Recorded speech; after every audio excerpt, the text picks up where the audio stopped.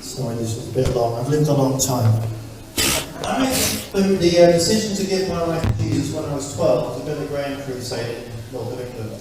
There was an altar call, and me with 1,000 other people got about on seats, and we went down to the ditch and we said a sinner's prayer. I told God that I was a sinner, that I didn't deserve His love, but that I didn't believe that Jesus had died to take my place. He paid for my sin, and I was ready to accept His free gift. There, job done. Also, I thought. Then someone told me that your life is like a big house with lots of rooms in it, and when you have to take every single room, those different areas of your life, and you have to invite Jesus into each one. So I'm a teenager now, so you've got to remember that. So you've got to decide what music to listen to, what to think about girls, or what not to think about them, and about how to spend your life in service to Him and so on. So I kept on going through my list of assets, like a poker player going through his deck of cards, looking for, nervously looking through for cards that you can afford to drop, and then anything that I figured that God might be interested in, I just let it fall on the table and He can do what He wanted with it. I did my Christian duty. I went to church on every Sunday, I played the drums in church, I prayed from time to time, and sometimes I even read the Bible in it. Yeah, you're completely right, I totally missed the point. Jesus isn't looking for somebody to do odd jobs around the house for Him, or somebody to toss Him scraps like a dog. He doesn't need servants, He's God. He created the universe, what does He need me for? Richard and I were married by now, and we were doing the Christian thing, but it took some serious problems in our marriage. Problems that I didn't understand, that Rita didn't understand. Problems we were even seeing a marriage guidance counsellor for to try and solve.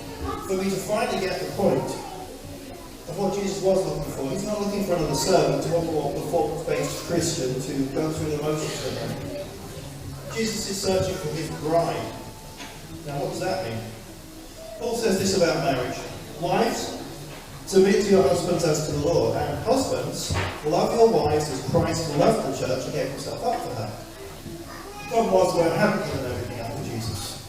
I was still cleaning out a few scraps of driftwood, thinking that they were keeping me afloat, when really Satan was using them to drag me out to sea. Driftwood, but I was doing the right things. I give Jesus my heart. I don't put all those rooms of my life in. What more was there to do? Well, how about this for starters? How about giving up the right to be happy? Or the right to be served, or the right to be heard, or the right to always have the last word in an argument? The right to be right, for heaven's sake. Pathetic, isn't it? I mean, at the end of the day, I might be right, I might be wrong. Who cares? What does it really matter?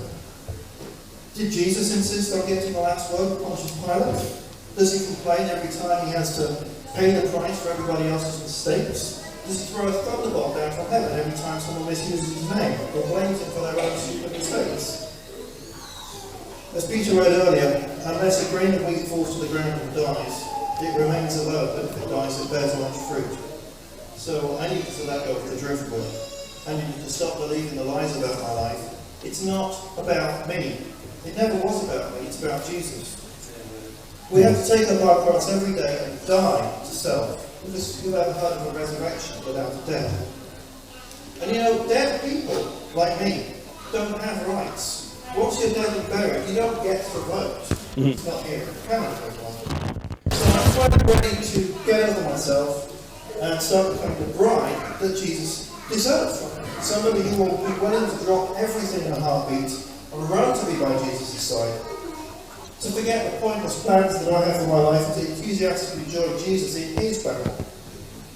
Not because He's paid me to, not because I owe Him or anything else, but because I belong to Him. And that makes me family.